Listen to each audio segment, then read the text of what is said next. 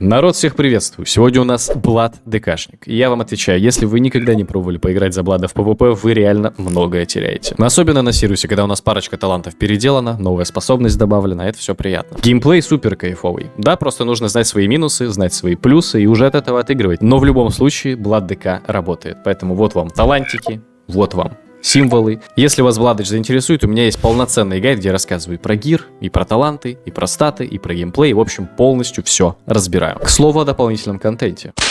Здесь у нас имеется полный гайд на Блад ДК, где я освещаю все основные моменты и рассказываю базу. При этом присутствуют дуэльные разборы против разных классов. Например, Блад ДК против Прото-Паладина. Вообще самое неприятное, что может нам попасться. Есть даже общий разбор всех спеков ДК, можете перейти, знакомиться, он в открытом доступе. Но только одним ДК все не ограничивается, также присутствуют гайды на Паладина, на Чернокнижника, вскоре появятся на другие классы и на другие спеки. Есть полный гайд по моему PvP-шному аддону и интерфейсу, как все настроить, чтобы было компактненько, минималистично и при этом максимально функционально, как я люблю. Поэтому, если есть желание поддержать канал копеечкой и при этом получить дополнительный контент, то переходи на мой бусти и подписывайся, первая ссылка в описании. Цена, кстати, недорогая, как одна кружка кофе, поэтому я думаю, что предложение выгодное. Больше не затягиваю, погнали смотреть видос.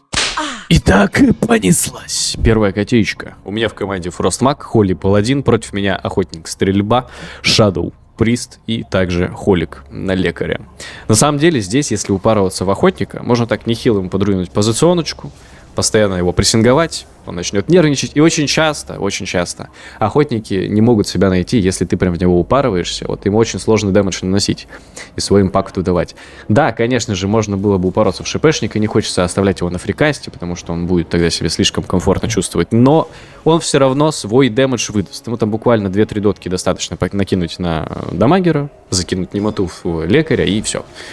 У него уже импакта будет миллион. А вот охотнику посложнее. И по сути, если его постоянно пытаться вот к себе гриппать, постоянно за ним гнаться, он уже потратил 2 своих сейва. И по сути, нам все, что сейчас нужно сделать, это подождать, пока диминишинг на овечку пропадет по холику, откатить бурсты свои и через второй заезд жестко заехать снова по охотнику и снова его просадить. И при идеальном стечении обстоятельств, конечно же, убить и просто свести его уже в могилку.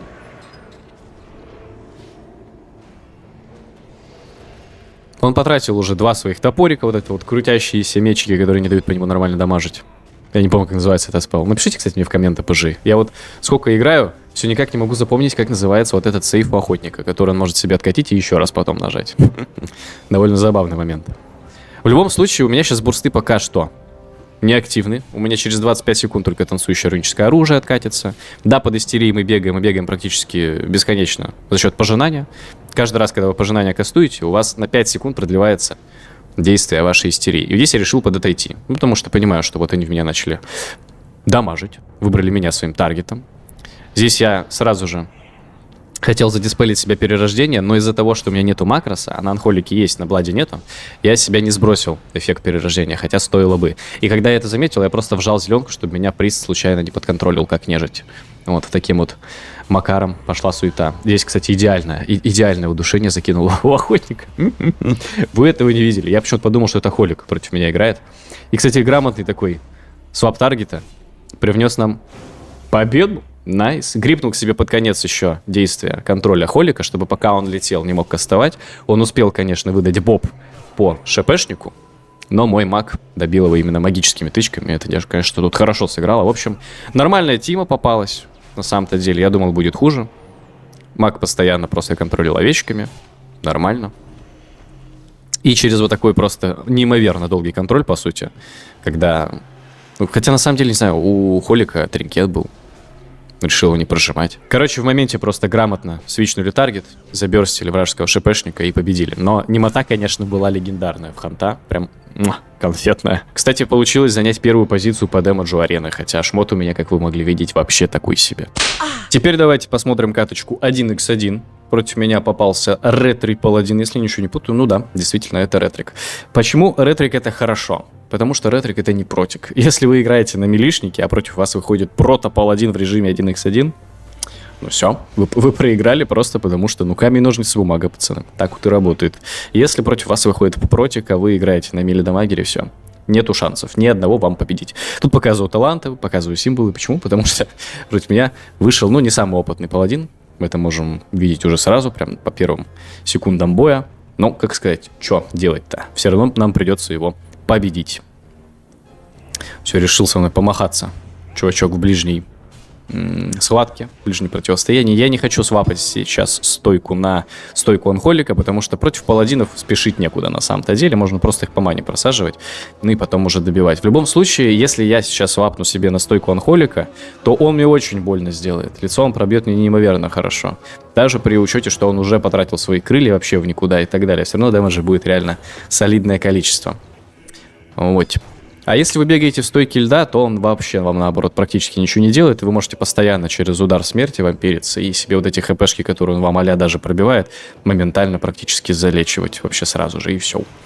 Тут решил класснуть не зеленку, а не зыбку, чтобы просто стан от него не словить, немножко с ним помахаться, пободаться. Хочу его посильнее уже пробить. Опять же, против паладинов как будто бы спешить вообще не хочется, но если вы понимаете, что пацанчик неопытный, то можно и поспешить.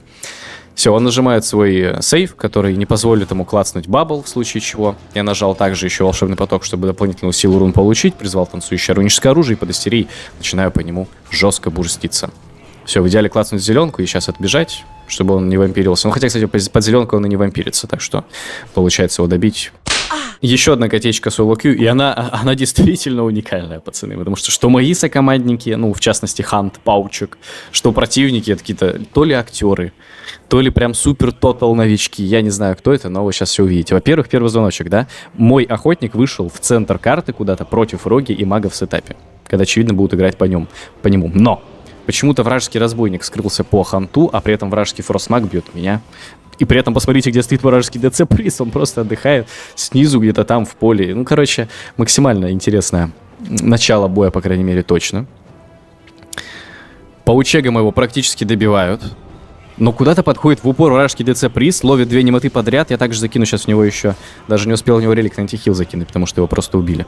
При этом разбойник сейчас решил скрыться по мне, но вроде как меня хилит приз, я это вижу, поэтому решил просто свапнуть именно стойку на власть льда изначально, а не клацать захват рун. Хотя на самом деле лучше было сначала захват рун сделать, а потом уже свапнуть стойку на лед.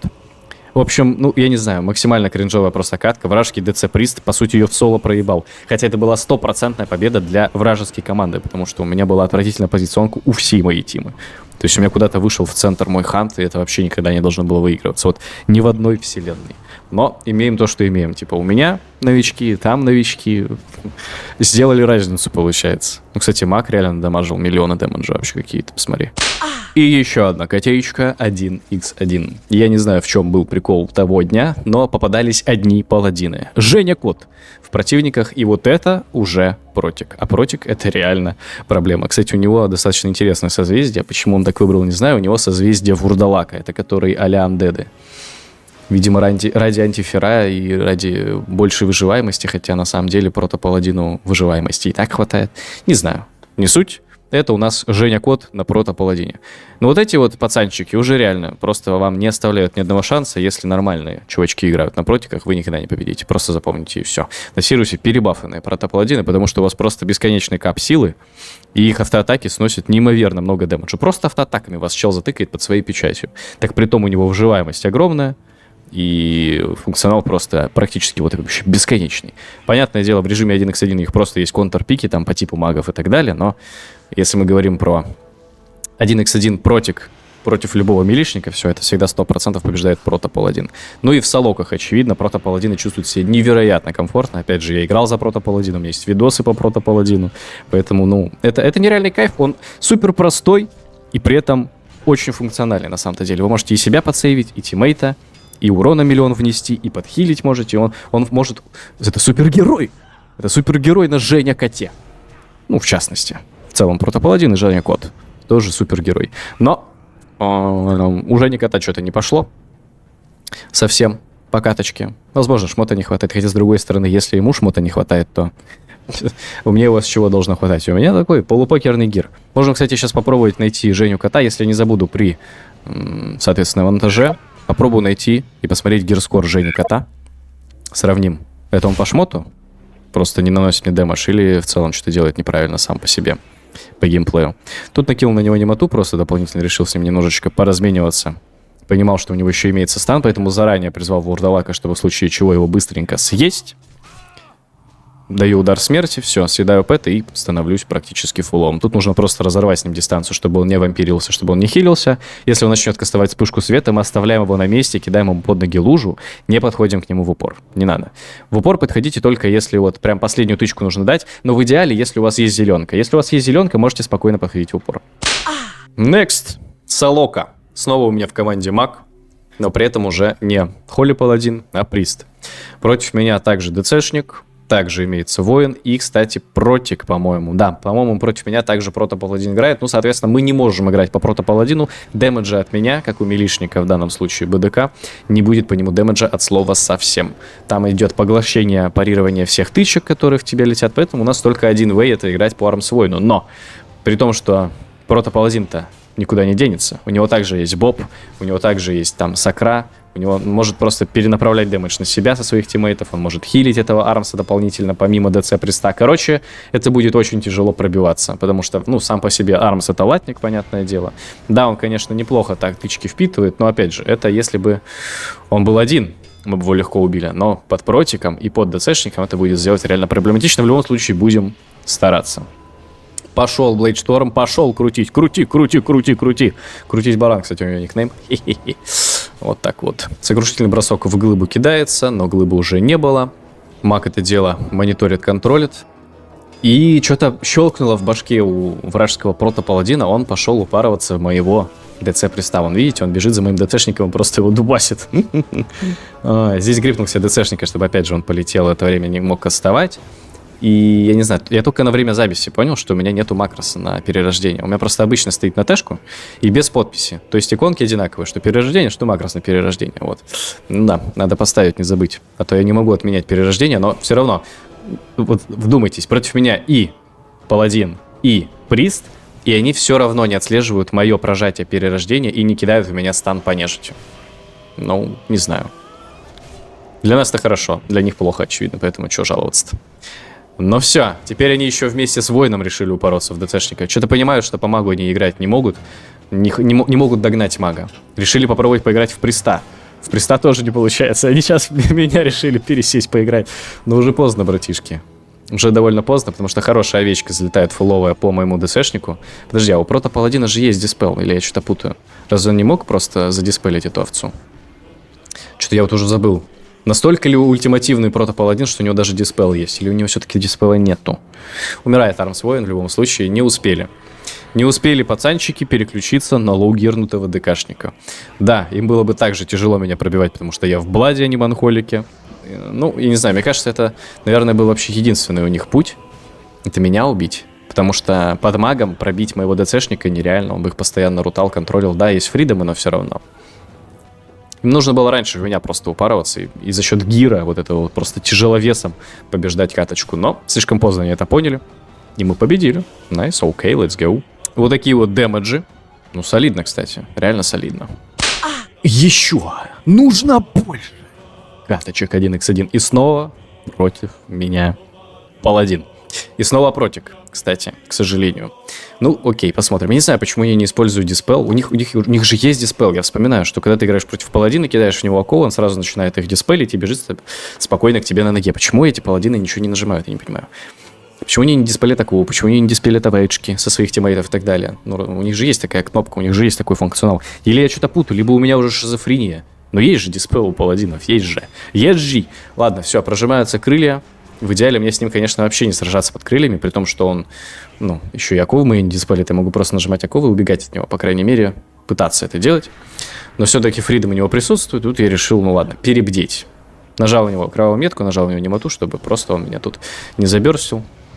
Чтобы здесь хорошенечко так просто, спокойненько пережил весь его максимальный дэмэдж, который он может мне выдать за каточку. Тринкую стан, потому что, ну, не хочется держать тринкет, а так нормально.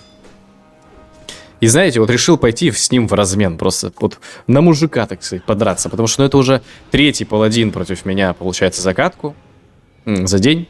Третья катка против паладина в 1x1. Я хочу другие, как бы, классы пощупать, я хочу против других пацанчиков поиграть, но нет. Тупо одни паладины. Я такой, ну, ладно, все, погнали вперед, let's go, давай, долби. Тут, конечно, я под зеленкой решил с ним помахаться немножечко, но он не захотел. Под конец зеленки лучше убегать. Вот этот вот щит, который он мне в лицо закинул, в идеале его, конечно, вообще не ловить здесь нужно было. Да я перенагрел, потому что он в меня не упарывается. Он не упарывается в меня, и это его, на самом деле, основная ошибка. Вот если бы он после этого щита просто в меня бы побежал под фридомом, у него был бы шанс меня убить. А так он просто дает мне время, чтобы у меня откатились мои кнопки. У меня скоро откатится кровь вампира, и я просто снова стану фуловый, вот и все. Так у него-то еще бабл присутствует. Да, он там прожимался, типа у него дебаф на прожатие бабла, но он бы успел, он бы никак не умер, вот точно. Вот я бы его точно никак не убил бы и не заберстил. А у него был шанс. Но он шанс свой проебал, потому что у меня все. У меня и зеленка откатилась, и кровь вампира, и танцующее руническое оружие. Я сейчас просто беру и с ним начинаю махаться, становлюсь фуловой за 2 буквально ГКДшки. Потому что, опять же, кровь вампира, захват рун, 1 раз удар смерти, все, я фуловый. И начинаю с ним разрывать дистанцию. Вызываем с ним дистанцию, гриппу, чтобы он за колонну не убежал. Вот только ради этого. И опять же, просто на дистанции закидываю его кайлами. Да, кайлы мало дамажит, но тем не менее. Теперь каточка. Соло-кью, которую я проиграл. Видимо, плохо сыграл, подумаете вы. Видимо, что-то ты не так сделал, поэтому и поражение. Ну, это же логично, да? Ну, посмотрим. Значит, смотрите, расписал тиммейтам, что делать. Говорю, все, играем по локу. Влада просто рутайте. Самая главная проблема Влад ДК, он не может наносить дамаг на дистанции. У него нет такого функционала. Его кайлы не дамажат, его дотки не дамажат. Все, он только в милишке нормальный дэмэдж выдает. Сказал Присту не подходить. Сказал, Прист, стой сзади. Ну, как будто бы все сделал. Подошел в упор к противникам, чтобы просто в случае чего вот так вот замедлять постоянно ДКшника и давать им комфортно себя чувствовать.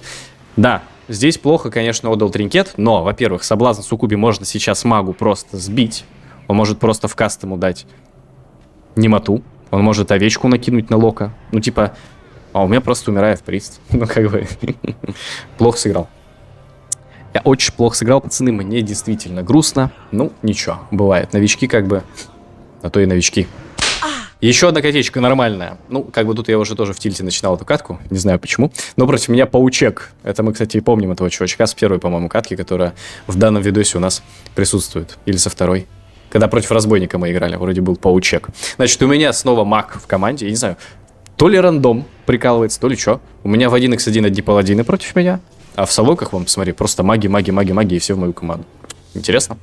Здесь решил просто помахаться с питомцем, ждать, пока разбойник скроется, чтобы потом нанести суеты, навести. Закидываю в него дотку после того, как он прожал плач теней, чтобы он в инвиз не смог уйти. Но и здесь надо помогать магу, очевидно, все. Просто подходим к разбойнику, и пока он прожимает миссы, я понимаю, все. Под миссами нет смысла с ним ничего делать. Стоять фуловый блайнд я тоже не хочу. Поэтому нажал, соответственно, тринкет в блайндик. Снова закидываю в него оковы. Гриппу после того, как он тпшится на моего мага. В общем, сделал все, чтобы маг пережил заезд. Маг заезд переживает, и у нас, по сути-то, все хорошо. Под конец овечки в идеале мне закинуть немоту. Но там еще стан прилетает. Нормально. Вот сейчас немоту. Добить разбойничка. Да, у него миссы, я кинул в него просто ракетку. Хватит ли дэмэджа? Кстати, там магу очень больно почему-то в моменте стало. Практически сдох наш маг. Не получается добить разбийника, но сделали все хорошо, нормально. Еще немота, шанс есть, даже под зубами можем пробить. Овечка, хорошая овечка, просто легенда, давай, да убей. Найс. Total nice. Вот в чем проблема разбойников, когда ты играешь против них. Если они нажимают evasion, то ты очень мало можешь сделать на бладе, потому что ты в него просто тупо не попадаешь. Типа там приходится к нему подходить в упор и точковать его в спину, чтобы не было миссов. Тяжело. А дэмэджа скайлов, там каких-нибудь, как анхолик, магией, ты нанести тоже не можешь, потому что у тебя очень мало дамажит магия.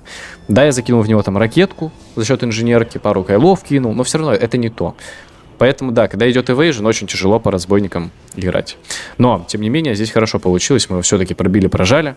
Потому что хорошая овечка залетела, да, на 1,5 секунды всего лишь из-за диминишинга, но тем не менее, она в моменте прям зарешала хорошо. Потому что зашла сразу же после того, как я волшебный поток выдал. И даже под зубами получилось пробить разбийника, и мы победили. Это хорошо было. И еще одна котичка 1x1 против инвизера какого-то попался. Ну, соответственно, в идеале, конечно, встать на край платформы, чтобы, если это был разбойник, он уже хочет вас в спину тыковать. А так он не сможет вас бить в спину, потому что ему придется упасть. Но здесь получилось сделать все еще лучше. По-моему, я спалил Фералыча. Ну да, он не смог нажать меня на скок, соответственно, не застанил. И поэтому для него уже начало не самое лучшее. То, что я без стана. Ну и здесь с ним просто деремся. Здесь главное сильно не упарываться. Потому что Ферал всегда может вас, вот, миллион доток на вас накинуть и просто убежать. А вы обязаны его догонять. И на самом-то деле грамотный Ферал просто вас размансит и все. И не даст вам ни одного шанса просто выжить. Он будет подходить, на вас накидывать до хрена кровотечения. Здесь я тринканул руты. Потому что нужно было это делать. И все, чел просто в тити ливнул. Вот так. Последняя котеечка. Солока. У меня Гарсия. Надеюсь, я правильно прочитал никнейм. И Виктриус. На престе против меня ДЦ Прист, Маг и Unholy Decay. Ну, посмотрим, что мы сможем сделать данным пацанчиком. Выгриппиваю оттуда издалека мага, просто чтобы немножечко сломать им позицию.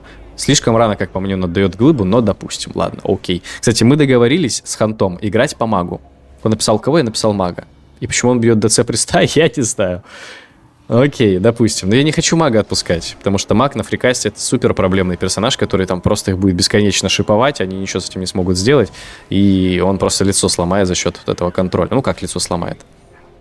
Я понимаю, что хоть у меня приста есть, Гаргулю он не будет рутать. Ну, посмотри, Гаргуля просто рутает, поэтому я сделал, ну что, я нажал в нее, естественно, кик. Мне пришлось просто свапнуть таргет, нажать кик в Гаргулю, потому что она просто стоит на фрикасте. Ну, приста ее не контролит, я не знаю. Не знаю, прикол это. Не прикол, шутка, не шутка. Практически в соло у меня получается пробить вражеского мага. Я практически умираю, но ничего, нормально выживаем. Я понимаю, что у меня охотник мой не станет бить мага, просто изичный таргет и... Окей, хорошо. Я такой, ладно. Раз он бьет ДЦ Приста, я тоже буду бить ДЦ Приста. Ну почему? А потому что, ну, нету смысла разные таргеты бить. Зубы нажимаются, слишком поздно, ДЦ Прист умирает. Я не знаю, катки максимально кринжовые, некоторые из них. Самая первая была самая нормальная, короче. Потом пошел кринжик. Ну, типа, я хз. У меня в моменте практически в соло получилось пробить вражеского мага. А прикиньте, что было бы с магом, если бы его бил еще при этом мой Хант. Он бы вообще здесь не жил. На маге это в чем суть? Ты типа постоянно прыгаешь, блинкуешься, и тебя сложно догнать. Но для Ханта это не проблема, потому что он издалека на тебя херачит, и все. И он очень быстро мага может пробить. Не знаю. Ну, короче, победили, и ладно, фиг с ним. Гаргули, кстати, не контролящийся престом тоже. Пишите комменты, на вопросы буду отвечать. Если вас интересует не только WoW 3.3.5, но также и актуал, а может быть другие игры, то подписывайтесь на Telegram, там у меня все анонсы о стримах, о других видосах выходят. Иногда забавный контент тоже туда постирую. На этом у меня все. Всем прогрессив PvP, всем чао, всем пока.